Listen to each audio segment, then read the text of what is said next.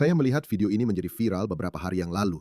Tapi kemudian saya berpikir sebaiknya saya tidak lagi melaporkan tentang topik ini. Karena kamu tahu, semuanya sedang memanas di Inggris setelah pembunuhan Henry Noack. Terkait dengan Sikh dan bagaimana beberapa orang Sikh telah angkat bicara. Dan salah satu orang Sikh bernama Bobby Singh yang dulunya sangat mendukung Patriots, dia selalu menghadiri semua aksi Tommy Robinson. Lalu dia berkata, saya secara agama wajib membela sesama Sikh saya, bahkan jika dia seorang pembunuh. Jadi cuplikan video ini menjadi viral dan saya pikir, kamu tahu, saya sudah cukup banyak bicara soal ini. Tapi lihat, saat kamu pikir polisi Inggris akan belajar dari kejadian ini, dan mungkin setelah kematian Henry Knox, mungkin mereka akan berpikir kita harus melakukan sesuatu tentang hal ini. Mungkin kita perlu menghilangkan praktek kepolisian dua standar kita atau sesuatu seperti itu. Atau mungkin kita perlu meninjau kembali atau kembali ke titik awal tentang bagaimana kita menangani hubungan antar komunitas, antar ras ini. Bagaimana kita mengawasinya. Kamu pasti berpikir begitu ya, tapi lihat ini baru saja terjadi di Birmingham.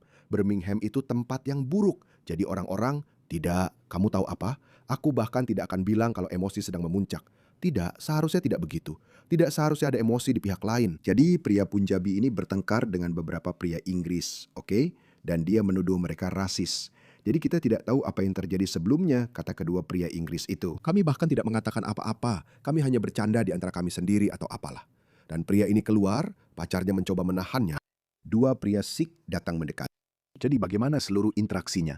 Saya rasa tidak banyak yang terjadi dalam interaksi itu, tapi tonton saja seluruh interaksinya, karena apa yang terjadi setelah itu adalah yang seharusnya kamu perhatikan. Siapa sih yang kamu ajak bicara?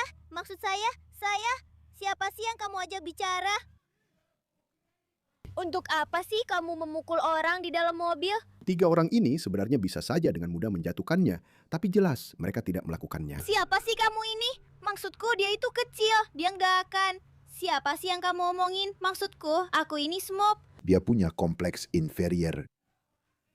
Aku di sini. Itu tidak penting, seolah-olah itu akan menyelamatkanmu. Aku tidak mengerti bagaimana orang-orang ini berpikir bahwa itu bisa diterima. Jadi aturan permainannya akan diubah.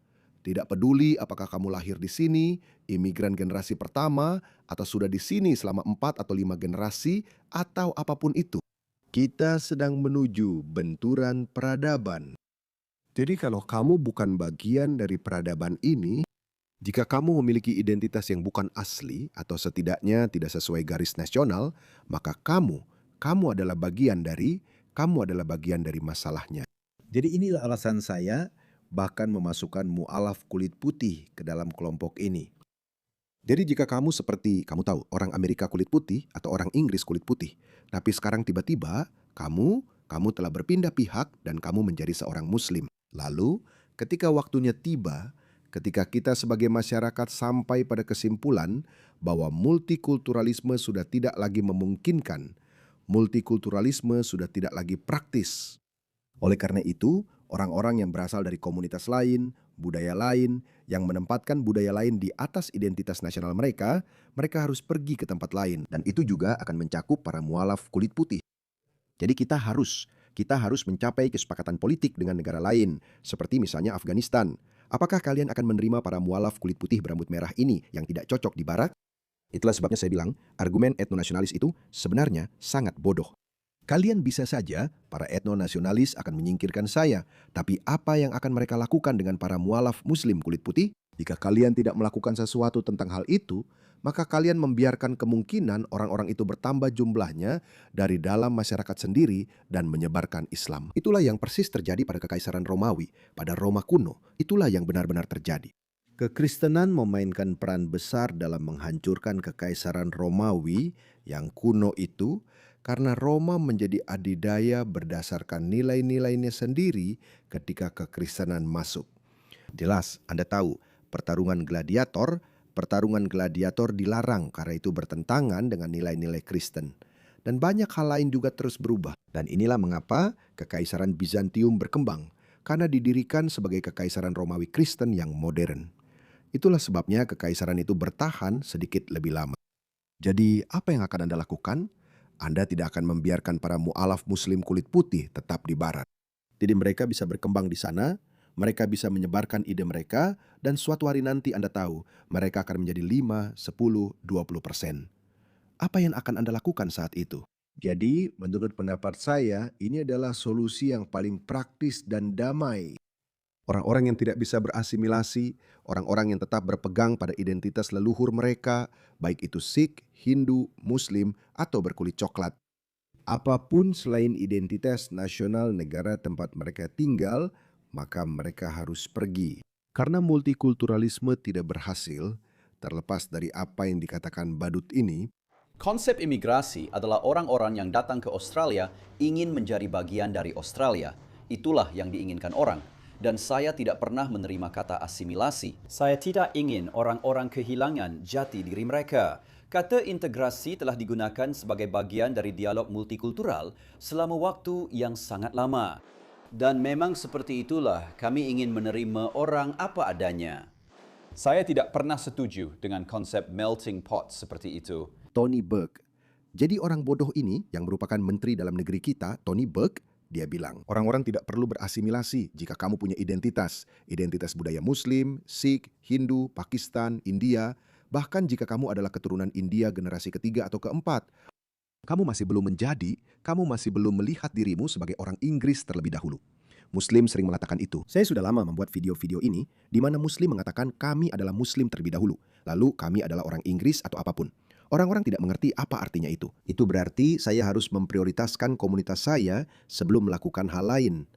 Bagaimana sebuah negara bisa berkembang dengan cara seperti itu? Jangankan berkembang, bagaimana sebuah negara bisa bertahan dengan cara seperti itu? Jadi gagasan ini, eksperimen multikulturalisme ini telah gagal. Oke, itulah sebabnya kita melihat adanya penegakan hukum dua standar. Mari kita kembali ke penegakan hukum dua standar. Jadi ini memang terjadi ya. Jadi mereka terus saja begitu. Dan kemudian beberapa orang Sikh muncul. Beberapa orang Sikh muncul, tidak ada yang terjadi. Saya tidak tahu apa yang kamu bicarakan. Lihat ini, beberapa orang Sikh masuk, mereka mencoba memisahkan, mereka tidak melakukan apa-apa, tidak ada agresi dari kedua belah pihak. Ya, kamu tahu dua orang ini hanya jadi pahlawan. Tapi tebak apa? Ya, itu cuma saling klaim pada saat itu ya. Apakah kamu ingin tahu apa yang terjadi? Apakah kamu ingin tahu apa yang terjadi setelah ini? Aku bisa.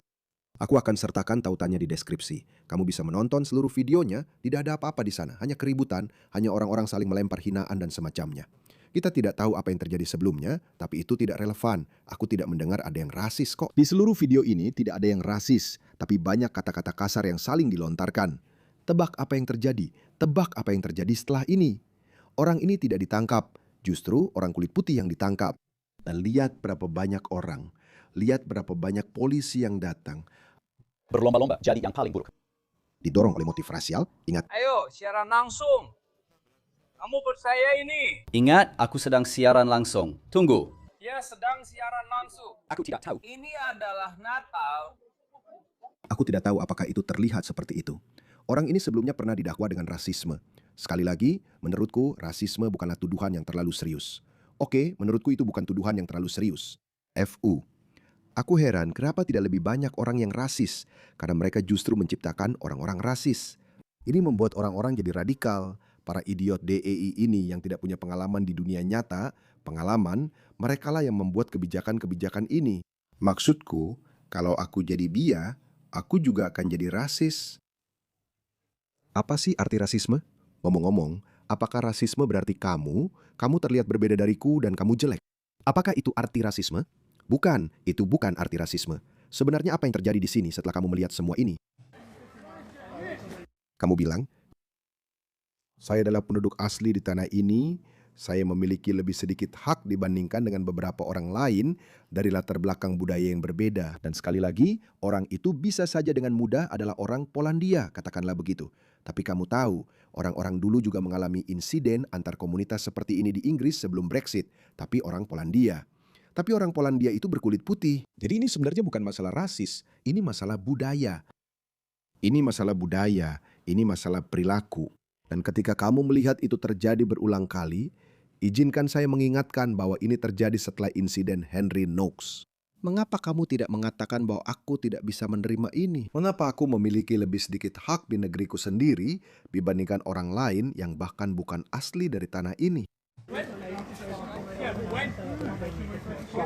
Kamu boleh merekam, tapi mundurlah sedikit. Mereka menangkapmu karena apa? Mereka menuduhmu apa? Dan Tidak ada rekaman lain. Karena pria itu yang pria berkulit coklat lainnya yang sedang berdebat dengannya, pria itu dia tidak merekam.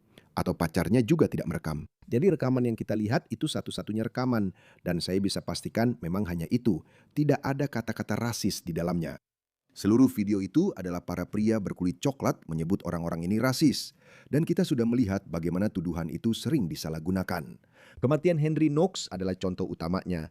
Itu seharusnya dipelajari. Itu seharusnya dijadikan studi kasus. Bagaimana orang-orang berkulit coklat, orang non-kulit putih, menggunakan istilah rasis ini sebagai senjata. Itulah kenapa saya bilang, hilangkan saja tuduhan rasisme ini. Tidak ada tuduhan rasisme, tidak ada tuduhan. Kamu tidak bisa mengatur ini. 20 tahun yang lalu, negara-negara barat itu multikultural. Oke, saya datang ke negara ini 23 tahun yang lalu. Kamu tidak akan mendapat masalah jika memanggil seseorang dengan hinaan rasial. Dan dunia tetap berjalan dengan baik. Orang-orang dari ras lain masih terus berdatangan ke barat. Jadi apa yang berubah? Kenapa kamu harus melakukan ini?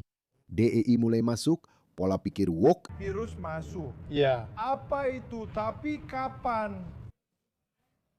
Kenapa kamu tidak bisa baik? Benar, hal pertama yang aku lakukan adalah berjalan ke lapangan. Ya, kamu di sini karena apa? Pasal 5? Apa itu semua tadi? Untuk apa? Kami jalan sama anak-anak fungsi, kami datangi polisi, kasih mereka beberapa petasan dan narkoba, lalu menangkap dia. Ini kedua kalinya dia diberhentikan karena narkoba. Dan aku nggak tahu apakah aku harap kamu nggak dapat kebebasan berbicara.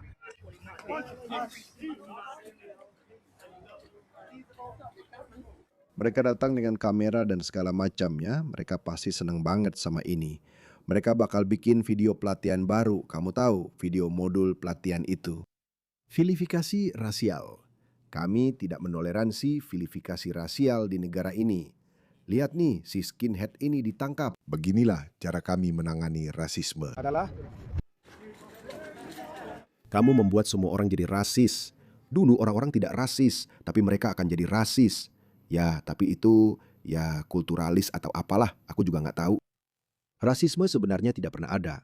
Memang tidak pernah ada. Bahkan istilah Paki bashing seperti yang orang-orang bilang. Dan aku dari Pakistan, aku seharusnya bisa menggunakan kata itu.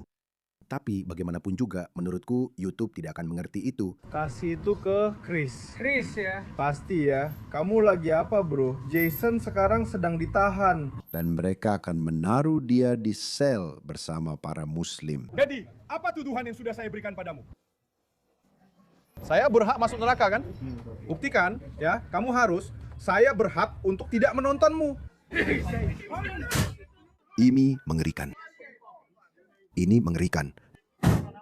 Lihat orang-orang ini. Mereka semua, ketika kamu menghadapi mereka semua berkata, kami hanya mengikuti perintah. Mereka memang mengikuti perintah. Tapi apakah mereka seharusnya mengikuti perintah? Ya, itu benar-benar pintu yang dibanting tanpa basa-basi, bukan main. Jadi, benar-benar tanpa basa-basi. Ini adalah penegakan hukum dengan standar ganda, teman-teman. Penegakan hukum dengan standar ganda benar-benar terlihat jelas. Aku hanya takut, khawatir. Ini juga akan terjadi di sini. Sebenarnya, biar aku tunjukkan satu lagi. Oke, contoh lain dari penegakan hukum dengan standar ganda. Maaf, aku rasa aku tidak perlu membuat video terpisah tentang itu. Jadi, dengarkan ini. Seorang perempuan kulit putih asal Britania Raya mengaku dia berulang kali dilecehkan di luar rumahnya sendiri oleh sekelompok imigran. Migran, kamu tahu orang-orang seperti ini. Biar aku tunjukkan seperti apa orang-orang itu. Lihat ini. Ini terjadi di Jerman. Ini terjadi di sebuah kereta di Jerman. Lihat ini. Lihat dia. Ya. Ya, ini terjadi pada wanita-wanita kita. Di mana-mana. Di jalanan, di transportasi umum, di mana-mana. Oke? Jadi seorang wanita Inggris mengatakan bahwa dia dilecehkan oleh sekelompok migran seperti itu yang sangat bisa dipercaya. Ini bukan sesuatu yang benar-benar di luar nalar. Jadi meskipun ada banyak keluhan ke polisi, mereka tidak mengambil tindakan apapun. Jadi dia mengancam akan melaporkan ke media. Lalu petugas mengatakan kepadanya bahwa jika dia pergi ke media, maka dia akan dianggap menghasut kebencian rasial. Saya percaya pada wanita itu. Saya tidak percaya pada polisi. Jadi dia pergi ke jurnalis warga ini dan dia membuat video tentang hal itu. Lalu situasinya memburuk ketika seorang pria yang membantu mengungkap kasus tersebut dilaporkan ditangkap dan diborgol. Jadi mereka datang dan menangkap jurnalis warga yang memposting tentang pengalaman mengerikan wanita itu. Tonton ini. Kita saja yang belum cukup marah, teman-teman. Aku tidak tahu. Ini benar-benar seperti hidup di distopia. Ini benar-benar seperti hidup di distopia. Dan narasi yang selalu dibawa oleh media arus utama selalu sama. Orang-orang berkulit coklat, imigran, korban, huligan sayap kanan yang membuat dunia jadi kacau. Halo, sekarang 12.26. Kamu diduga melakukan komunikasi berbahaya. Komunikasi berbahaya karena dia memposting tentang wanita yang dilecehkan oleh para migran. You do not have to say anything, but may I make defense if you do not mention when questioning something which will apply in court. Anything you do say may be given in evidence, okay? Malu pada wanita-wanita ini. Malu pada wanita-wanita ini. Wanita-wanita ini. Lagi-lagi mengikuti perintah sampai mereka menjadi korban pelecehan seksual oleh migran. Jadi saya telah menerima informasi tentang seorang Petugas polisi. Dan sekarang mereka mengawasi saya. Information about a police officer, and now it's getting me on. Apakah itu? Apakah itu, ya? Ya, semua yang kita punya adalah dari anggota masyarakat kan. Dari sebuah rumah kos yang telah diteror oleh para migran kan. Dia diteror selama 7 bulan. Dia diteror oleh para migran selama 7 bulan. Bagaimana? Seperti ini. Contoh lain, lihat ini. Lihat ini. Para migran seperti ini. Wanita Prancis ini hanya menjalani aktivitasnya sendiri. Didekati oleh migran luar biasa ini. Dan dia ingin berhubungan dengannya. Para migran seperti ini benar-benar terjadi. Saya sudah meliput ratusan kisah seperti ini. Dan benar-benar ada ribuan kisah seperti ini yang sedang terjadi saat ini. Dan jadi ini terjadi pada wanita Inggris yang tidak bersalah itu. Mereka tidak mendengarkannya. Dan mereka menangkap pria yang melaporkan kejadian itu. Jika Anda melaporkannya ke pers, ya, kami akan menangkap Anda karena menghasut kebencian rasial. Maaf, biarkan saya mulai lagi. Semua yang kami miliki adalah dari anggota masyarakat, benar. Dari rumah kos yang telah diteror oleh para migran, benar. Dia diteror selama 7 bulan dan mereka tidak melakukan apa-apa. Dan Anda bilang pada kami, jika Anda melaporkannya ke pers, ya, kami akan menangkap Anda karena menghasut kebencian rasial. Itu yang mereka katakan pada ibunya ketika para migran masuk ke rumahnya, ya, diteror. Mereka masuk ke dalam rumah kami. Wow. Melalui jendela rumahnya ya, dan bersembunyi di taman belakang. Mulai merekam dia dan anak-anak dari rumahnya ya. Dan dia pergi ke pers, dan polisi memberitahunya ya. Polisi memberitahunya, jika kamu pergi ke pers, kami akan menangkapmu karena menghasut kebencian rasial. Jadi karena dia bilang dia akan pergi ke pers, dan jika kamu sudah punya itu di sini, kekhawatiran tertulis di koran, pers akan bertemu lagi. Kamu bertingkah seperti monster, kamu anak perempuanku, karena aku ingin. Dan seorang wanita sangat ketakutan. Dia ditangkap dan diteror oleh Michael. HMO di Eronya. HMO, salah satu hotel itu. Bayangkan kamu tinggal di rumahmu. Kamu sudah tinggal di rumahmu selama puluhan tahun dan tiba-tiba pemerintah-pemerintah sok progresif ini memutuskan untuk menempatkan para migran yang penuh nafsu dari budaya dunia ketiga seperti yang baru saja aku tunjukkan padamu sebelumnya. Para migran seperti ini di lingkungan tempat tinggalmu. Dan tidak ada yang bisa kamu lakukan tentang itu. Para migran seperti ini. Para migran seperti ini. Lihat, dia akan memukulnya. Jalan Plangka, dia mengangkat sikunya dan memukul seorang wanita di kepala. Boom. Mereka memukulnya.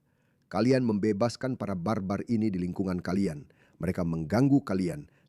Jika kamu seorang perempuan sendirian atau dengan anak-anak atau apapun, bahkan ketika ini adalah akibat perbuatan sendiri, teman-teman.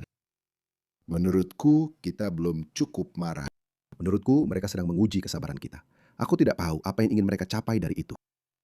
Aku benar-benar tidak mengerti. Hakim-hakim kita sudah berhaluan woke. Jadi ini bukan hanya soal penegakan hukum 2 tingkat. Keadilan 2 standar bahkan lebih buruk. Lihat ini, Belanda juga punya kasus Henry Nowak.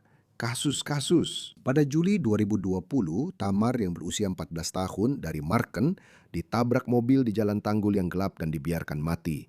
Tubuhnya kemudian ditemukan di pinggir jalan. Apa yang terjadi selanjutnya sangat mengganggu. Polisi awalnya memberitahu ibunya bahwa pengemudinya adalah orang Jerman.